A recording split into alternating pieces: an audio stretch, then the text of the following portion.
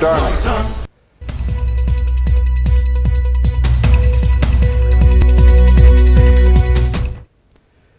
नमस्कार, बुलेटिन में आप सभी का स्वागत है और मैं हूं आपके साथ कल्याण झा। चलिए देख लेते हैं खबरों को एक मिनट में।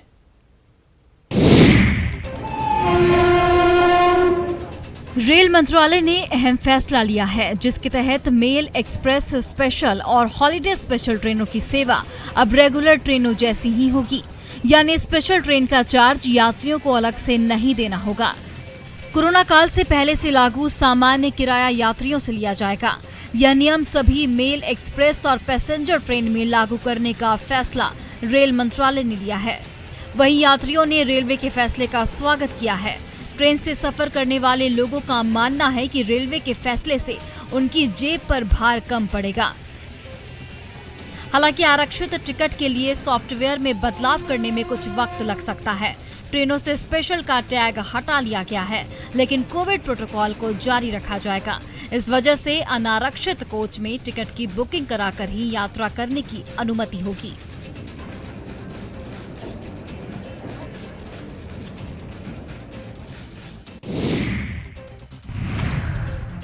पटना पुलिस ने एक ऐसे बड़े जालसाज को गिरफ्तार किया है जो साइबर अपराध और अलग अलग तरीकों से ठगी का रास्ता अपनाकर लोगों को चूना लगाता था।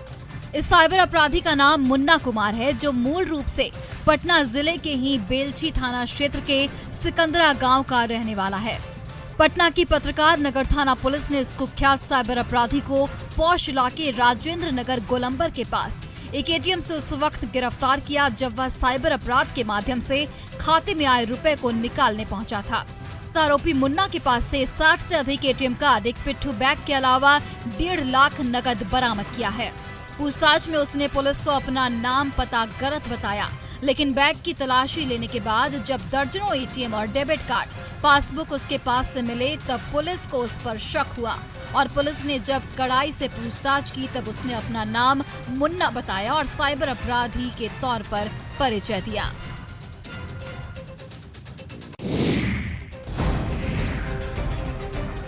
किसी भी आयोजन के लिए पुलिस की अनुमति जरूरी है, लेकिन कई बार लोग जानकारी के अभाव में या लापरवाही की वजह से ऐसा करते हैं। भोजपुर के आयर में भी यही देखने को मिला, जहां बिना परमिशन जुलूस निकालकर भगवान भास्कर की प्रतिमा का विसर्जन किया जा रहा था। पुलिस ने ऐसा करने से पूजा कमेटी के सदस्यों को रोक दिया। पुलिस की कार्रवाई से आयर थाना भवन के पास का इलाका देखते ही देखते जंग के मैदान में तब्दील हो गया, जहां काफी देर तक पुलिस और छठ पूजा कमेटी के सदस्यों के बीच झड़प होती रही। इस दौरान भगदड़ भी मची। हालात इतने बिगड़ गए कि पुलिस को 4 से 5 राउंड फायरिंग भी करनी पड़ी, जिसमें पूजा कमेटी के 4 लोग जख्मी हो गए। वहीं पुलिस ने पूजा कमेटी के 2 सदस्यों को गिरफ्तार कर लिया, जिसके बाद आयर गांव के लोगों का गुस्सा फूट पड़ा और लोगों ने देर शाम आयर थाने का घेराव कर दिया।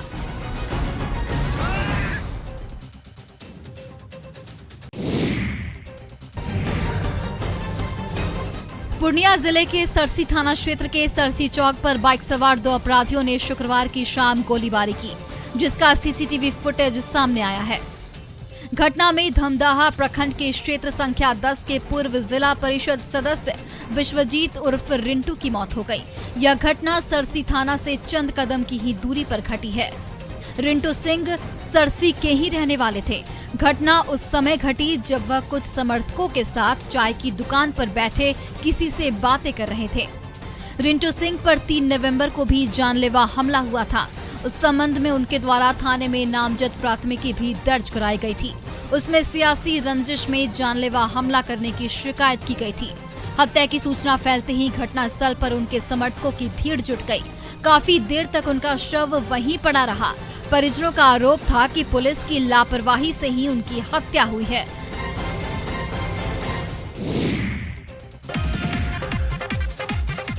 मुंगेर में जागरण के नाम पर रात भर बाल बालाओं का फूहर डांस होता रहा, जिसमें पंचायत चुनाव में नवनिर्वाचित पंचायत समिति सदस्य ने भी जमकर ठुमके लगाए और भीड़ के बेकाबू हो जाने के बाद कई बार बालाओं के डांस को बीच में ही रोकना पड़ा। इस डांस का वीडियो सोशल मीडिया पर वायरल हो रहा है। छठ पूजा को लेकर खड़गपुर थाना क्षेत्र के बरुई पंचायत के तेघड़ा गांव में मूर्ति स्थापित की गई, जिसमें भक्ति जागरण का आयोजन किया गया था। गांव के कई लोगों ने इसका विधिवत फीता काटकर उद्घाटन भी किया, पर जैसे ही लोग वहां से निकले, जागरण का स्टेज अश्लीलता का स्टेज बन गया। सवाल उठता है कि क्या पूजा के नाम पर इस तरह की फूहड़ता कहां तक जायज है और क्या प्रशासन से इसकी अनुमति ली गई थी?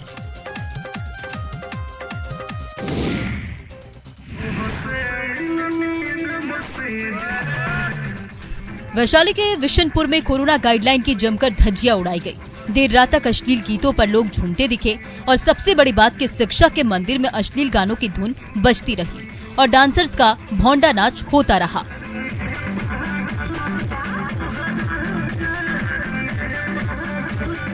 रात के अंधेरे में कोरोना गाइडलाइंस की धज्जियां उड़ाई गई। महफिल में मंचलों का हुजूम दर्शक बना रहा और मनोरंजन के नाम पर फूहड़ डांस होता रहा। बीच बीच में शोहदे अपनी गाढ़ी कमाई लुटाते रहे और वहां मौजूद मंचलों की टोली में से किसी ने अपने मोबाइल से नाचती गाती डांसर्स का वीडियो कैद कर लिया और फिर देखते ही देखते सोशल मीडिया पर वायरल ये वीडियो हो गया। सबसे बड़ी बात कि अभी कोरोना का खतरा टला नहीं है, फिर भी इस तरह के आयोजन किए जा रहे हैं, वो भी शिक्षा के मंदिर में, जो कई सवाल खड़े करती हैं।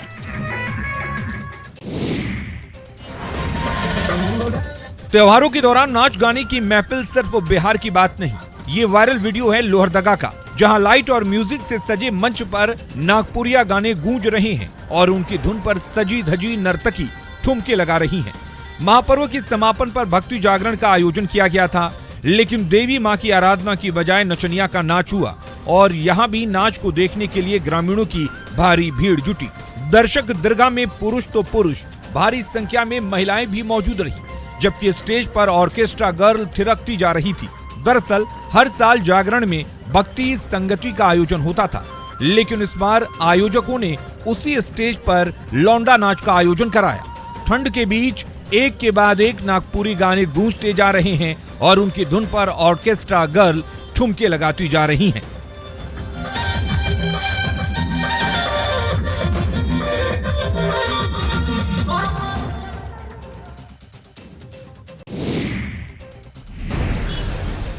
आम जन की कौन कहे, जनप्रतिनिधियों को भी जमीन कब्जे के खेल का सामना करना पड़ रहा है। ये हम नहीं कह रहे, आरोप राजापाकड़ से कांग्रेस विधायक प्रतिमा दास ने लगाया है। विधायक ने अपने जेठ की साली पर उसके ससुर के घर पर कब्जा जमाने का आरोप लगाया है। उन्होंने पुलिस से न्याय की गुहार लगाई है। प्रतिमा दास के ससुर रिटायर्ड सहायक उत्पाद आयुक्त चंद्रिका दास का निधन 6 नवंबर को हो गया था। इसके बाद इन लोगों ने जेठ की साली नीतू देवी को बहादुरपुर हाउसिंग कॉलोनी के भूतनाथ रोड टीवी टावर के पास वाले आवास पर छोड़कर गांव चली गई।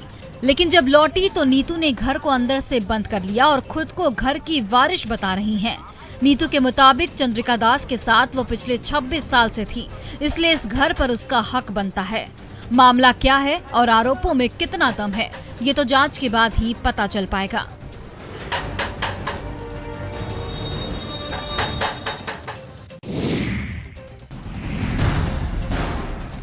बिहार में शराबबंदी है, लेकिन शराब की बिक्री और सेवन लगातार जारी है। ये हम नहीं कह रहे हैं, घटनाएं बता रही है।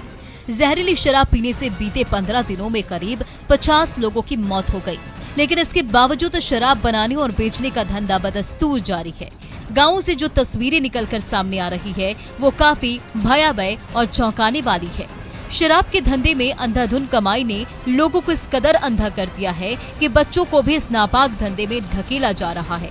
सूत्रों की मदद से न्यूज 18 को जो तस्वीरें मिली हैं, वो हैरान करने वाली है। ज्यादा दूर नहीं, पटना से सटे वैशाली जिले के सराय थाना क्षेत्र के पोरा मुसहर इलाके की तस्वीर इस बात को साबित करती है कि कई घरों में यहाँ शराब बनती है। करताहा थाना क्षेत्र के गुड़मैया में भी हालत कमोबेश वैसे ही है। लोग ये भी आरोप लगाते हैं कि पुलिस की मिलीभगत से खुलेआम वैशाली के कई गांवों में शराब बनाने और बेचने का धंधा जारी है।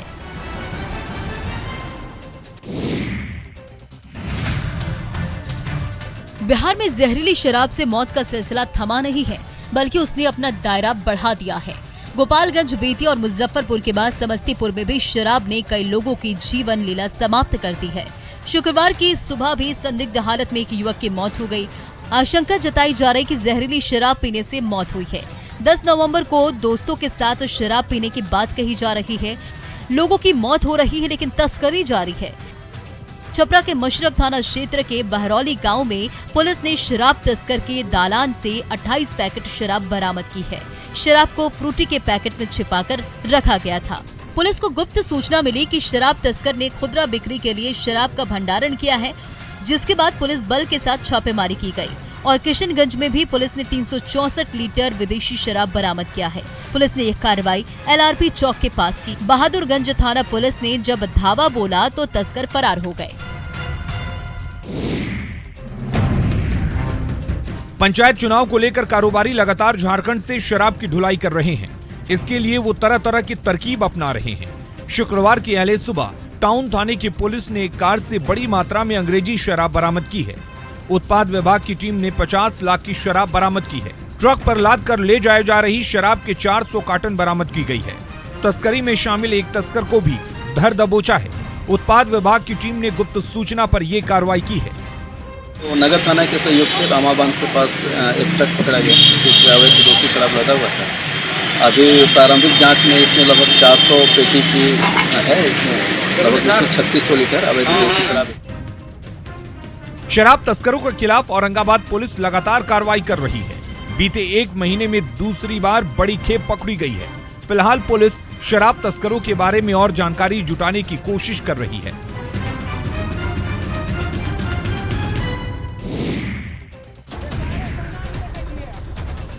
छपरा में देसी शराब बनाने का एक वीडियो वायरल हो रहा है, जिसमें जनता बाजार थाना क्षेत्र के धमसर गांव में कुछ लोग अवैध शराब भट्टियों को ध्वस्त करते नजर आ रहे हैं। वायरल वीडियो में लोग पुलिस से भी नाराज दिख रहे हैं, क्योंकि थाने से थोड़ी दूर होने के बावजूद पुलिस यहां छापेमारी नहीं करती, जिसके बाद लोगों ने खुद ही यहां छापेमारी का काम किया। हालांकि न्यूज़ 18 वायरल वीडियो की पुष्टि नहीं करता है। दरभंगा में भी शराब के साथ एक युवक का वीडियो वायरल हो रहा है। हालांकि न्यूज़ 18 वायरल वीडियो की पुष्टि नहीं करता है। वीडियो कबीरचक पंचायत का बताया जा रहा है, जिसमें एक युवक सरेआम शराब की बोतल हाथ में लिए हुए है और अपना नाम संतोष यादव बता रहा है। वीडियो में संतोष यादव पुलिस को चैलेंज कर रहा है। आप लोग दारू दिखा रहे हैं? संतोष यादव मेरा नाम हुआ। घर कहाँ है? और यही पर है।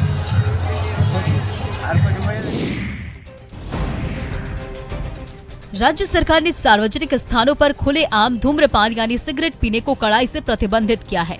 सुप्रीम कोर्ट के आदेश के बाद कई राज्यों में इसे कड़ाई से पालन कराया जा रहा है। इसके बाद भी सार्वजनिक स्थानों पर खुलेआम धूम्रपान करते हुए लोगों को देखा जा सकता है। लेकिन इस वायरल वीडियो को जरा गौर से देखिए। सीतामढ़ी की सड़क के किनारे लगी गुमटीक में वर्दीधारी पान का आनंद ले रहे हैं, तो उनके साथ हथकड़ी में जकड़े दोनों कैदी सुट्टा पर सुट्टा खींचे जा रहे हैं। न कोई रोक टोक है और न ही कोई भय। सिपाही जी भी खुद पान मसाले का जायका ले रहे हैं और उनके साथ जेल की यात्रा पर निकले दोनों कैदी भी जेल की 4 दीवारी में कैद होने से पहले खुली हवा में सांस लेने का लुत्फ उठा रहे हैं। हथकड़ी लगे हाथों से दम मारते कैदी का ये वीडियो अब तेजी से वायरल हो रहा है, जिससे सीतामढ़ी पुलिस की किरकिरी हो रही है।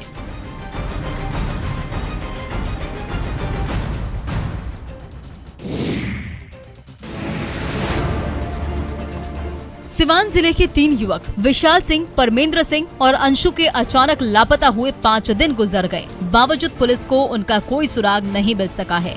इधर तीनों की राह देखते देखते परिजनों की आंखें पथरासी गई है। वहीं पुलिस इस घटना को लेकर FIR दर्ज कर युवकों की तलाश में जुट गई है। पुलिस सूत्रों की माने तो इस मामले में एक युवक को हिरासत में लेकर पूछताछ की जा रही है। काफी खोजबीन के बाद भी किसी नतीजे पर नहीं पहुंचने के बाद अब इसे लेकर कई तरह की चर्चाएं भी होने लगी है। कई लोगों के द्वारा दबे जुबान में तीनों युवकों का किसी गैंग द्वारा अपहरण कर लिए जाने की बात भी सामने आ रही है। 7 नवंबर को एक साथ निकले 3 युवक देर शाम तक अपने घर नहीं पहुंच सके। अगले दिन लापता विशाल सिंह की काली स्कॉर्पियो गाड़ी गोपालगंज जिले के मीरगंज थाना क्षेत्र के सब्या के निकट लावारिस हालत में बरामद की गई थी, जिसकी सूचना पुलिस ने परिजनों को दी।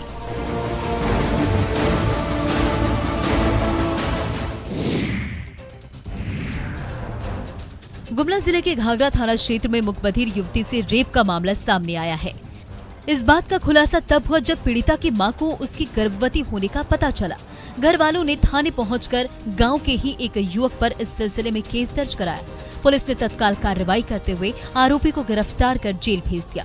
पीड़िता के पिता ने अपनी शिकायत में कहा कि उनकी बेटी मुखबधिर होने के साथ साथ बचपन से ही शारीरिक और मानसिक तौर पर कमजोर है। एक दिन जब मां उसे नहला रही थी तब मां को पीड़िता के गर्भवती होने का पता चला।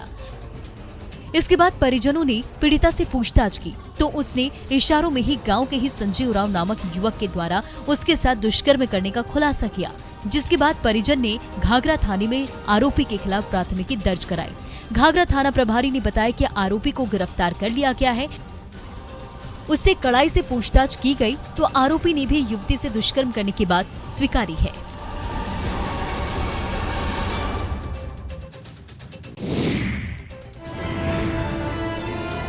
खगड़िया और दरभंगा सीमा से सटा गांव तिलकपुर आज भी विकास से वंचित है। बाढ़ प्रभावित इलाका होने के कारण चारों ओर पानी ही पानी है। गांव वालों ने खुद से चंदा कर चचरी पुल बना लिया और इस चचरी पुल के सहारे जान जोखिम में डालकर आने जाने को मजबूर हैं। कोई एक साल की बात नहीं है, बल्कि सालों से ग्रामीण चंदा कर इस चचरी पुल को बनाते आ रहे हैं। ये चचरी पुल विकास की दावे की हकीकत को मुंह चढ़ाता है। खेत से फसल लाना हो या फिर दियरा इलाके से गांव तक दूध पहुंचाना हो, बस ये चचरी पुल ही है। गांव में एक जगह तो ग्रामीणों ने चंदा कर चचरी पुल बना लिया है, लेकिन गांव में अभी भी कई जगहों पर लोग पानी के सहारे ही आवागमन कर रहे हैं। लेकिन उनका दर्द को सुनने और जानने के लिए कोई जनप्रतिनिधि नहीं आया और ना ही कोई सरकार का अधिकारी। ऐसे में भले ही ये चचरी पुल है, लेकिन गांव के लोगों की उम्मीदों का पुल है।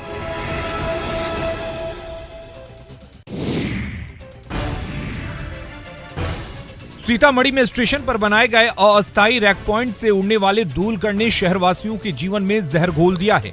रैक पॉइंट से दिन रात माल ढुलाई कार्य में लगे सैकड़ों वाहन की आवाजाही से घर से लोगों को सड़क पर सुरक्षित चल पाना मुश्किल बन चुका है। लेकिन चंद लोगों के फायदे को लेकर पुपरी प्रशासन खामोशी के साथ तमाशबीन है। वाहनों की आवाजाही के कारण नगर पंचायत की अधिकांश सड़कें टूटकर बिखरने लगी हैं। आलम यह है कि रैक पॉइंट शहर के लोगों के लिए अभिशाप बन चुका है। पुपरी नागेश्वर स्थान बसंत चौक होते हुए स्टेशन चौक तक जाने वाले सिंगल रोड पर लोगों को हमेशा जाम का सामना करना पड़ता है। गिट्टी कारोबारी के पहुंच के सामने प्रशासन और विभागीय अधिकारी भी लोगों की व्यथा को दरकिनार कर चुके हैं। पूर्व में पुपरी प्रशासन के द्वारा नगर में प्रवेश करने से पूर्व रैक पॉइंट से चलने वाले वाहनों के लिए नियम निर्धारित थे। वर्तमान में नियम को निजी फायदे के लिए तोड़ा जा रहा है।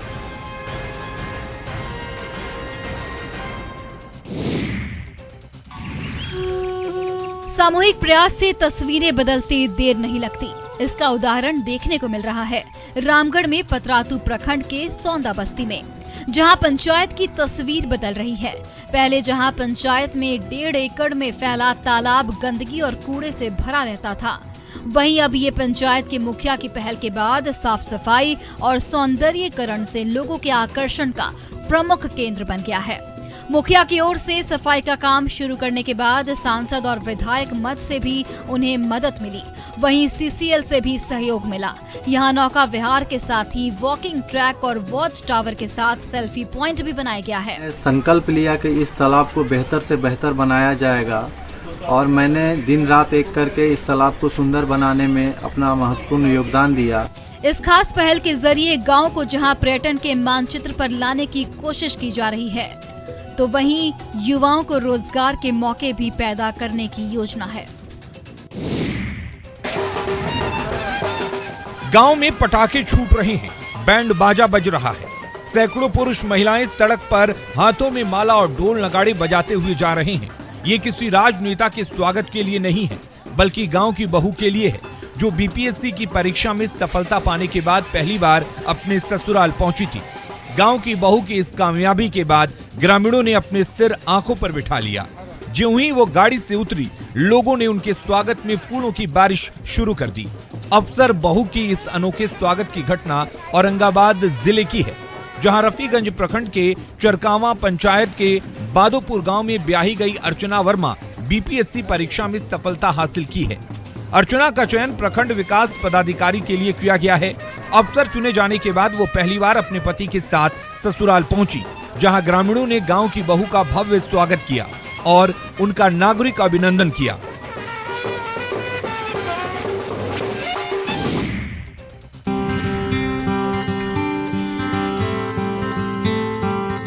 पश्चिम बंगाल में होने वाली पान की खेती कटिहार के कई लोगों के लिए वरदान साबित हो रहा है। पश्चिम बंगाल में उत्पादित पान से यहाँ काफी लोगों को रोजगार मिल रहा है। काफी संख्या में लोग पान के कारोबार से जुड़े हुए हैं। थोक के हिसाब से पान लाकर वे यहाँ इसकी बिक्री करते हैं, लेकिन अब तस्वीरें बदलने लगी है। कटिहार के युवा खुद भी पान की खेती कर रहे हैं। उन्हीं में से एक है संजीव पान की खेती कर अपने पिता को सच्ची श्रद्धांजलि दे रहे हैं। दरअसल कटिहार प्रखंड के मनसाही इलाके के रहने वाले संजीव के पिता इस इलाके में सबसे पहले पान की खेती करते थे। उनका सपना था कि मनसाही के इस इलाके को पान की खेती में नई पहचान मिले, लेकिन अचानक उनकी मौत के बाद इस इलाके की पहचान पर संकट के बादल छाने लगे। लेकिन संजीव ने अपने पिता के सपने को साकार करने के लिए लगभग 10 से 15 कट्ठा जमीन में एक बार फिर से पान की खेती की। बिहार के मखाना को जल्द ही ग्लोबल पहचान मिलेगी। इसको जीआई टैग मिलने का रास्ता साफ हो गया है। केंद्र सरकार के कंसल्टेटिंग समूह ने पटना में इसकी बैठक कर सारी बाधाएं दूर कर दी।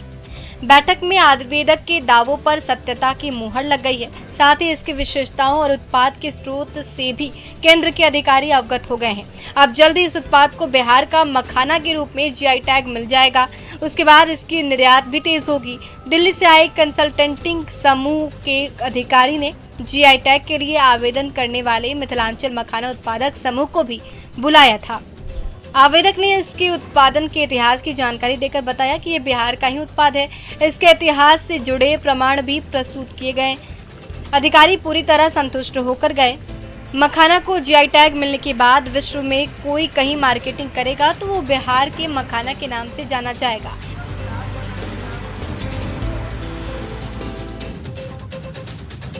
और सीधे आपको लिए